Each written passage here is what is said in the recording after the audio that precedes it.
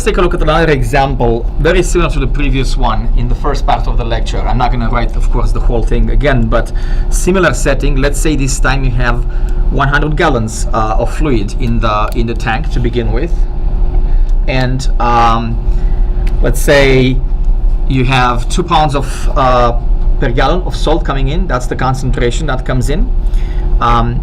Flow rate is 5 gallons a minute. Same flow rate out. Again, this is the assumption that makes the whole problem a little bit easier, and with constant coefficients, and that's the only type I cover in today's class. So because of the flow rates are the same in and out, the volume will remain the same. What changes is, of course, the quantity of salt in the tank at time t. So again, don't forget that y of t is the amount of salt, the pounds of salt in the tank at time t. So also pay attention to variations of these the way this data is provided. So notice here I said initially I have fresh water in the tank. So pause for a moment and ask yourself, what does that tell me about the initial condition? Right? I mean, what is y of 0? So again, please do that. Pause for a moment. Think about it. Try to answer and see if you get the right answer. So the right answer, of course, is 0, right? Because again, don't forget the meaning of y of t, right? This represents how much salt, not water, how much salt is in the tank at time t. There's nothing in the beginning, there's fresh water, so that means initially we have 0 pounds of salt in the tank. And then the process starts, right, by pouring in this salt concentration. It's drained. So you can tell from the physics of it that what happens with the amount of salt in the tank, it will gradually increase. Okay, from nothing, it's going to increase until it will reach the concentration given that enters in the tank. And because of the drainage at the same flow rate, eventually the concentration in the tank will stabilize at 2 pounds per gallon. So again, without doing any math whatsoever, any differential equation, I can tell that the steady state amount of salt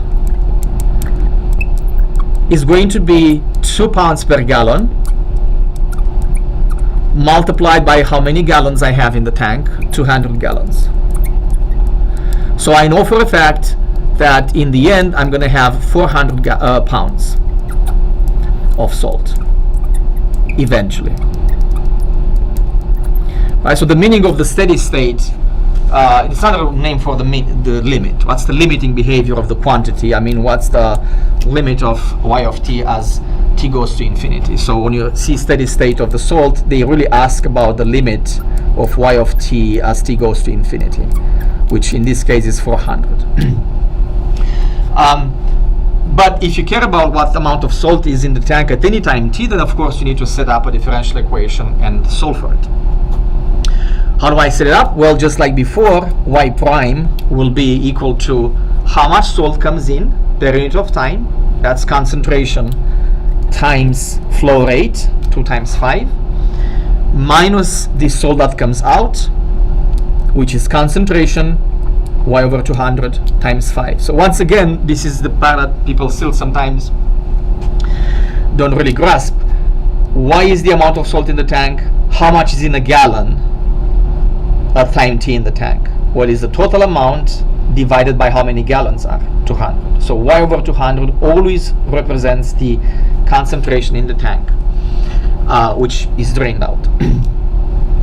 So y prime then becomes 10 minus y over, let's simplify by 5, that's going to be 40. Two-step method, that's the way to go, right? The homogeneous part is y prime equals minus y over 40, so the homogeneous part of the equation is c e to the minus t over 40.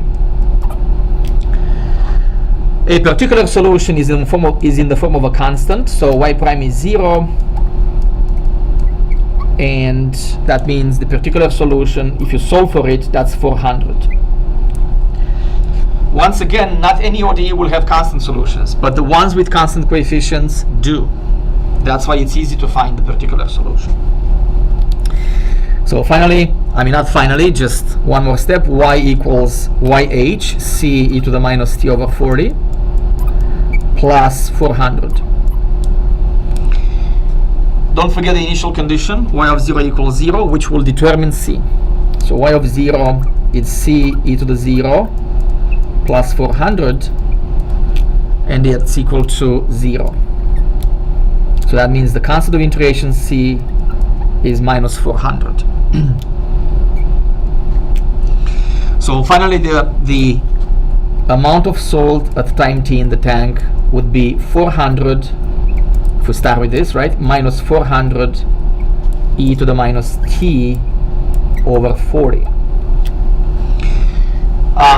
Notice that as t goes to infinity, this part of the exponential goes to 0, and then of course y approaches 400, which we already knew, like I said, from the physics of the from the physical interpretation of the experiment.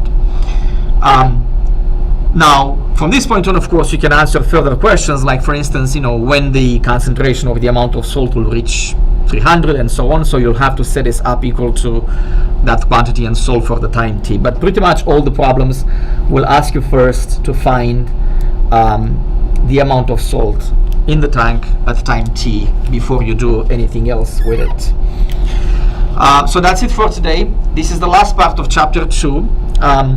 We're going to move on with chapter 4 pretty soon, and in that chapter we're going to deal with the second order ODE. And the theory, of course, it will take a little bit more time in that case, because we need first to deal with the homogeneous part of the equation, which is not as short as in this case. The process will be actually very short, but you need to have a separate method for it, and then a special section dedicated to find the particular solution for that equation. So that's it for today. I'll see you soon.